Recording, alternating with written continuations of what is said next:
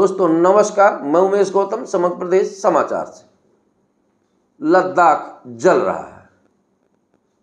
लेह और लद्दाख जल रहे हैं। सरकारें अपनी राजनीतिक चाल और प्रोपेगेंडाएं कर रही हैं। हालांकि जिस तरह से जीएनजी की बात करते हैं तो जीएनजी अपने भारत में कभी नहीं हो सकती, क्योंकि जो जीएनजी नेपाल में हुई उनके कुछ खास कारण थे और उन खास कारण तो अपने भारत में है ही नहीं। भारत लोकतांत्रिक देश है। वहाँ पहली बात तो ये थी कि भ्रष्टाचार चरम सीमा पर था। लोग एक एक रोटी के लिए मोहताज थे, पर नेताओं के लड़के विदेशों में जाके ऐशो आराम करके फोटोशॉपी करके यहाँ के लोगों को चिढ़ा रहे थे। वो भारत में है ही नहीं। भारत के सारे नेताओं के लड़का पीएससी की तैयारी कर रहे हैं, तृतीय वर्ग श्रेणी की कर्मचारी कर रहे हैं की तैयारी कर रहे हैं। ये लोग तो विदेशों में घूमते नहीं, इनकी अय्याशी की कोई तस्वीरें हैं नहीं और कोई गलती करते नहीं, तो भारत में जीएनजी जैसा आंदोलन हो ही नहीं सकता। अब दूसरा वहाँ पे होता है, आंदोलन का कारण है कि भ्रष्टाचार हो गया, वहाँ बेरोजगारी, तो वहाँ बेरोजगारी चरम पर थी। इसको लेकर जीएनजी लोगों ने आंदोलन किया और बृहद रूप ले लिया। पर सतना में तो बेरोजगार, अपने भारत में तो बेरोजगारी है नहीं, हर आदमी को रोजगार मिला हुआ है। विगत 11 सालों से इतने रोजगार निकलते हैं कि लोग मिल नहीं रहे हैं। सड़कों से पकड़कर जो योग्य भी नहीं उसे भी रोजगार दिया जा रहा है। तो फिर यहाँ तो घटना होना लगता ही नहीं कि कभी हो पाएगी। इस तरह से भारत में जैसे वहाँ परिवारवाद था, परिवारवाद के लिए लोग परेशान हो गए, पर अपने देश में तो परिवारवाद है ही नहीं। किसी नेता के लड़के को कोई पद नहीं मिला। अब अमित शाह के बेटे को ही देख लीजिए, कोई पद नहीं मिला है। सतना सांसद गणेश सिंह के बेटे को ही देख लीजिए, कोई पद नहीं मिला है। ज्योतिरादित्य सिंधिया के बेटे को देख लीजिए, कोई दायित्व नहीं मिला। ये योग्य लोग ये तैयारी कर रहे हैं, मास्टरी की, पटवारी की, ये तो लगे हुए हैं। तो हमारे देश में तो नेताओं का भ्रष्टाचार का कोई स्वरूप दिखाई नहीं देता, तो यहाँ आंदोलन नहीं होगा, ऐसा सरकार की सोच है। और नेपाल में भी गोदी मीडिया का हाथ था लोग, पर अपने यहाँ तो ना विपक्ष में ना पक्ष में कहीं गोदी मीडिया नहीं है। देखिए रवीश कुमार कभी विपक्ष की बात नहीं करता और यहाँ के भी कोई नेता मीडिया वाले ऐसी कोई बातें नहीं करते जिससे जनता में आक्रोश फैले। जनता को लोग, हमारे यहाँ का मीडिया बिल्कुल सच दिखाता है और आम जनता और सरकार के बीच में एक सेतु का कार्य करता है। ये जनता बहुत अच्छी तरह जानती है। तो हमारे देश में आंदोलन होने का सवाल ही नहीं उठता है।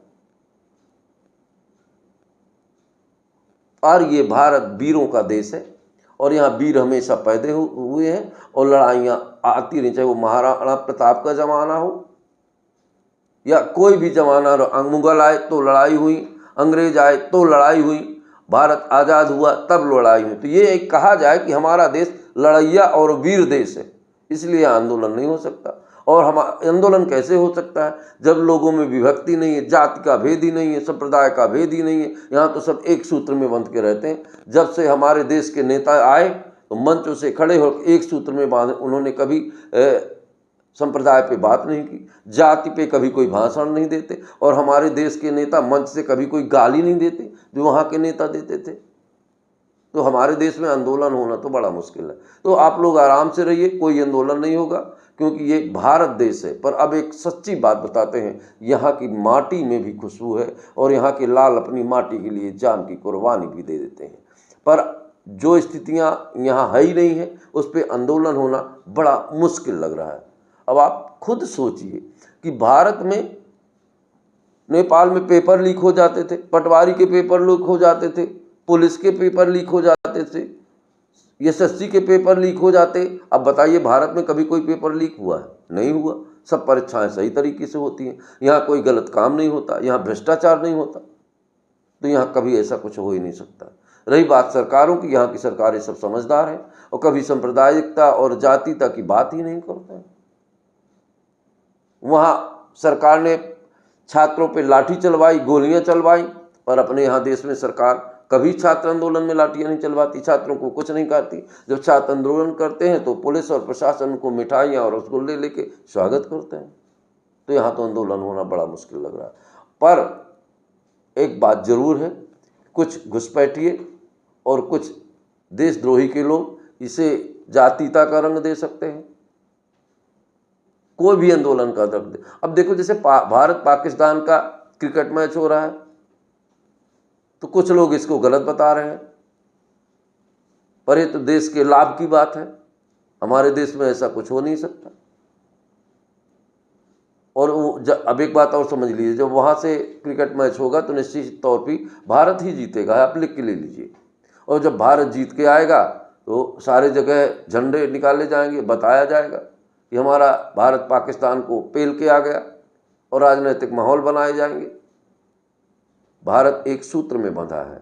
और एक बात बता दे, व्यंग करना अलग बात है, पर हमारे देश का युवा, हमारे देश के लोग, हमारे देश की संवेदना और हमारे देश का प्रेम निश्चित तौर पर दो शब्द बोल तो देते हैं, पर अपने देश के प्रति इतनी आस्था रखते हैं कि गलत तरीके का संदेश और गलत तरीके का मैसेज कर ही नहीं सकते। हालांकि वर्तमान सरकारें पूरी ताकत लगा रही हैं कि देश में आंदोलन हो जाए, विपक्ष भी चाहता है कि ऐसे दंगे हो जाए, इसलिए बार बार भड़काऊ बातें कर रहे हैं। हमारे नेता भी मंचों से खड़े होकर जाति और संप्रदाय के नाम पे भाषण करते हैं, पर हमारे देश की जनता निश्चित ही बहुत बुद्धिमान है, और या जैसे लोग कहते हैं कि भक्त है, तो भक्त है, इसलिए ऐसा कुछ हो नहीं सकता।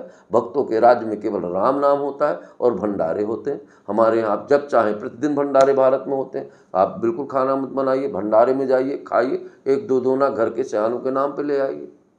तो यहाँ तो कुछ ऐसा है नहीं जिस पे कुछ किया जा सका।